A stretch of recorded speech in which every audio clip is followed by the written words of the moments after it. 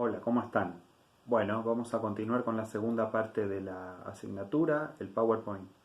Ya se los he enviado anteriormente por email. Vamos a repasar un poco los principales conceptos que tenemos previstos examinar, evaluar en esta segunda mitad, lo que corresponde al segundo parcial.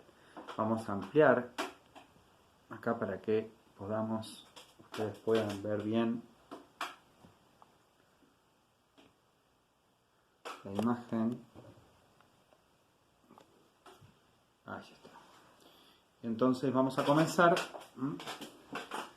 con lo que corresponde a este segundo momento, que tiene la siguiente secuencia de textos, que esto es un poco el orden que nosotros les sugerimos, porque arranca con el modelo agroexportador, después continúa con la crisis de ese modelo, que es la crisis del año 29-30, después viene la sustitución de importaciones, lo que llamamos ISI. Entonces tenemos el ISI clásico, el ISI complejo, analizar un poco lo que es la cadena de montaje, el Fordismo, el Taylorismo. Después, obviamente, acontece en los años 70 la crisis, es decir, el ISI va desde 1930 hasta 1975. Se considera que son 45 años de vigencia del modelo del ISI. Después viene lo que llamamos la globalización. Lo que pasa es que es la segunda globalización, porque antes del ISI había habido otra globalización. Es decir, durante el siglo XIX, cuando fue el modelo agroexportador, en ese momento las relaciones internacionales a nivel comercial también estaban liberalizadas. Por eso se habla del liberalismo. Y por eso cuando viene esta otra globalización en el siglo XX, se habla de neoliberalismo, es decir, una nueva globalización. Quiere decir que había habido un liberalismo anterior, una primera globalización, que es la que corresponde a parte del siglo XIX hasta 1930.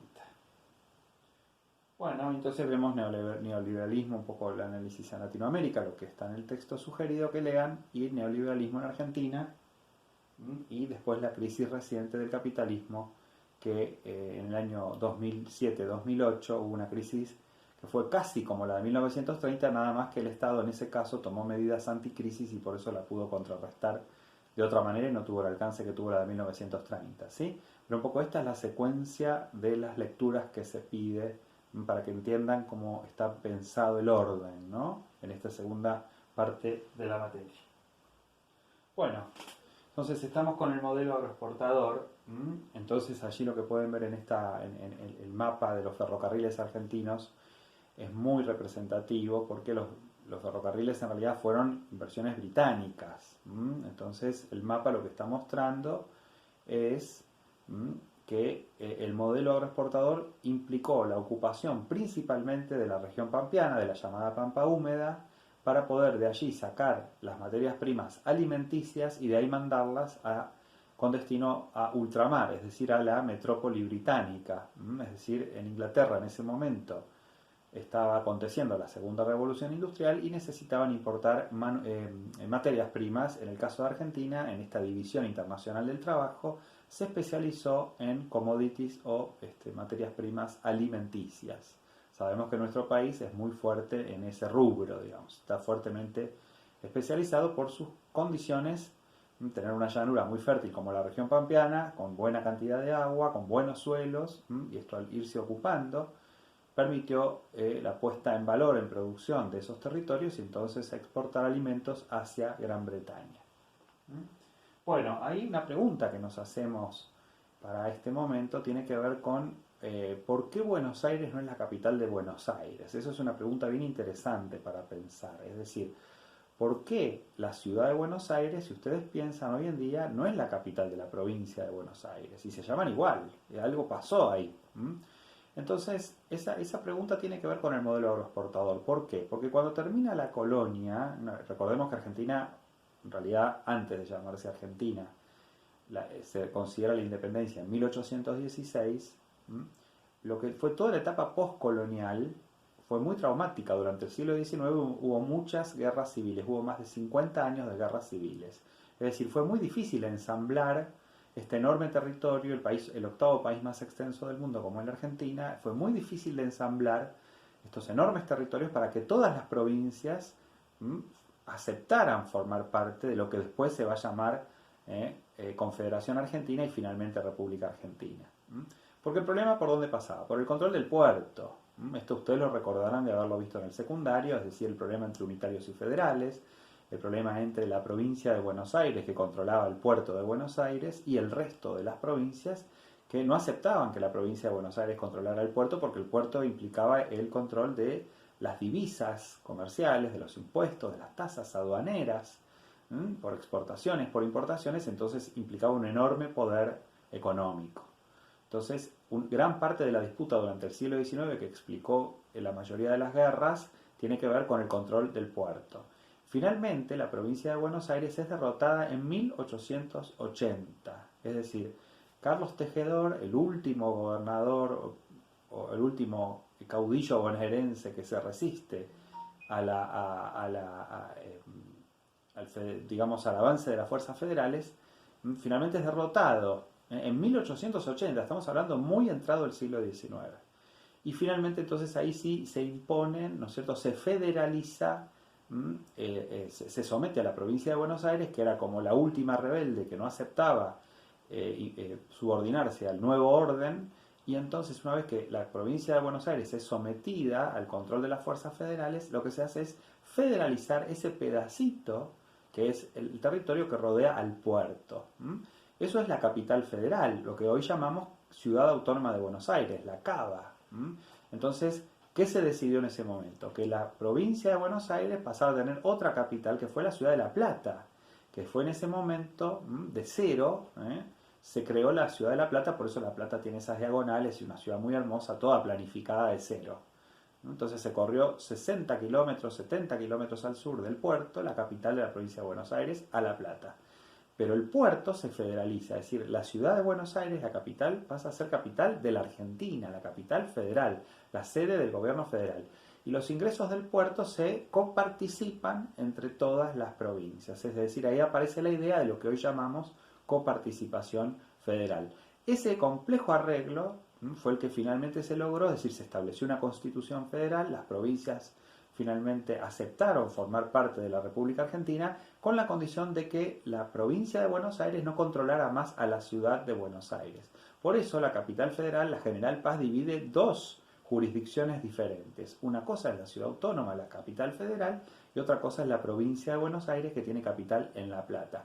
Entonces, por eso, Buenos Aires no es la capital de la provincia de Buenos Aires. Esto tiene que ver con ese momento, porque entonces con ese arreglo institucional se logró que se pusiera en marcha el modelo agroexportador. A través de ese complejo arreglo institucional que implicó la federalización del puerto, entonces a partir de ahí Buenos Aires pasa a ser la capital del país, la sede del gobierno federal, pero es un puerto, es una ciudad federal, pertenece a todas las provincias, se coparticipan los ingresos del puerto a todas las provincias.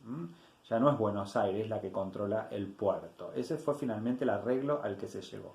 Por eso la pregunta interesante de por qué Buenos Aires no es la capital de Buenos Aires tiene que ver con esto, ¿no? Por otro lado, hablamos del origen complejo de la Argentina moderna, para también situarnos en este sentido. Es decir, ¿qué quiere decir? La Argentina es un país que nace de una manera compleja, porque el modelo agroexportador es el que regionaliza el país, es decir, divide al país en una región central, que es la Pampa Húmeda, que va a ser la región más exportadora, y en otras regiones periféricas, que hoy conocemos como NEA, NOA, Cuyo y Patagonia, es decir, una región central y 4 regiones periféricas. Ese ordenamiento territorial tiene que ver con el modelo agroexportador. El modelo agroexportador lo que hizo fue poner en valor en producción la región central, la Pampa Húmeda, y todos los ferrocarriles confluyen en el puerto de Buenos Aires. Se fue ocupando el territorio a través de la colonización de los ferrocarriles, y entonces de esta manera se configuró el modelo agroexportador, que supone la exportación de materias primas alimenticias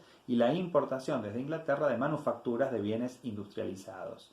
Ese fue el modelo agroexportador. Entonces, en ese sentido, decimos que la Argentina tiene un origen complejo. ¿Por qué? Porque cuando, Argentina pasa a, termina con las guerras civiles, se pone en marcha y se empieza a modernizar, surge como una nación moderna gracias al nuevo orden que implicó el modelo agroexportador. Entonces, en ese sentido, lo que queremos decir con esto es que la Argentina tiene un origen complejo. ¿Por qué? Porque desde la época de la colonia estaban los descendientes de los españoles, los criollos, los mestizos, los pueblos originarios. Esos eran los que ya estaban cuando, digamos, se independiza y surge el nuevo país. Bueno, a eso se le suma la inmigración europea, es decir, la inmigración europea fueron sobre todo españoles e italianos, la gran inmigración, ¿no? Una cultura de españoles e italianos que fueron las culturas predominantes y después otras pequeñas colectividades, ¿no es cierto? Rusos, polacos, sirio-libaneses, etcétera.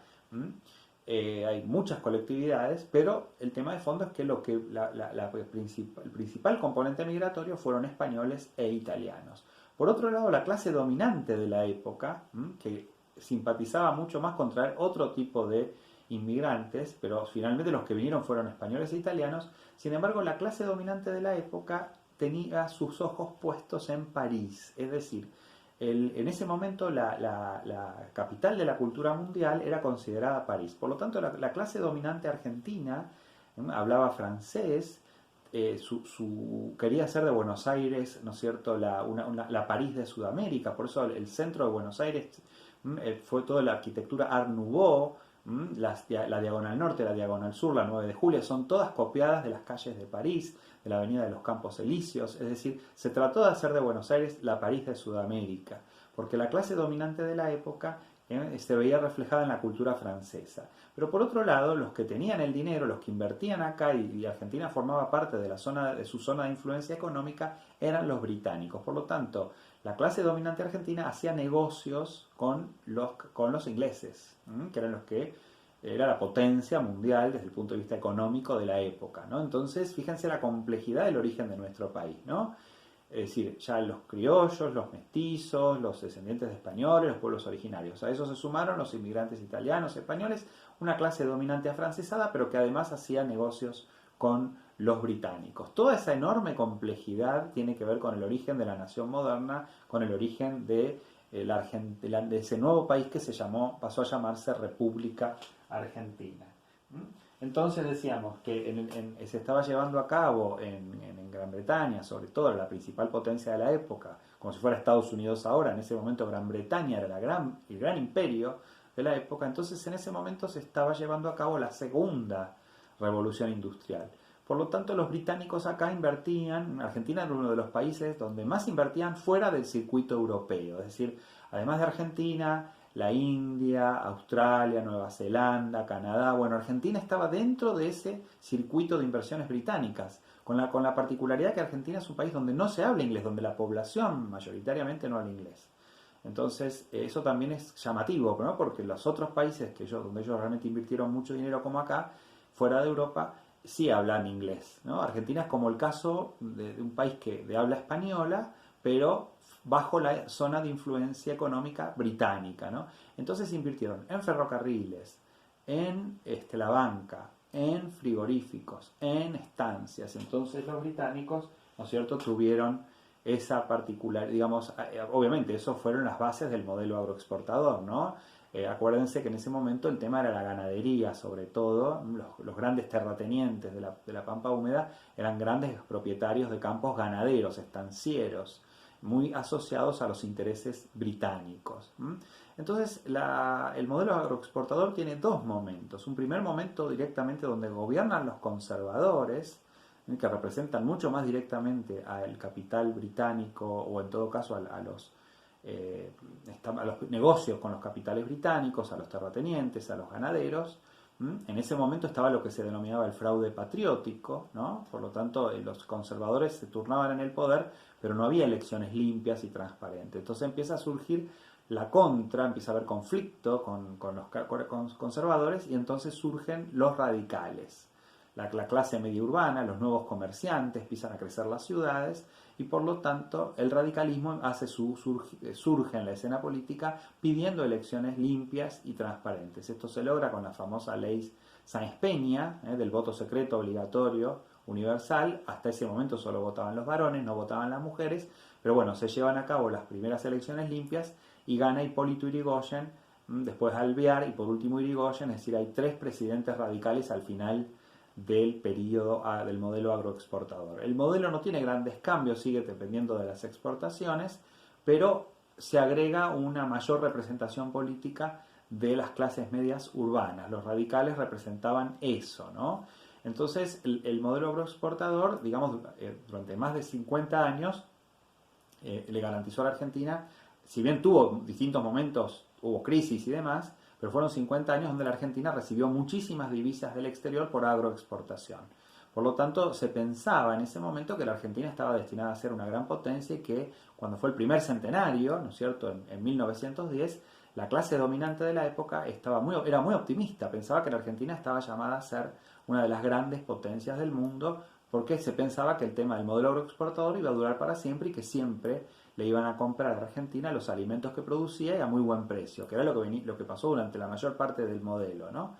La crisis de 1929 va a ser terrible para la clase dominante porque va a ser un golpe muy duro, ¿no?, para quienes pensaban que el libre comercio, ¿no?, que dejar hacer al libre mercado era lo que garantizaba la prosperidad económica, y sin embargo en un momento va a haber una crisis mundial que va a cortar de raíz el modelo agroexportador y por lo tanto a partir de ahí las cosas van a cambiar.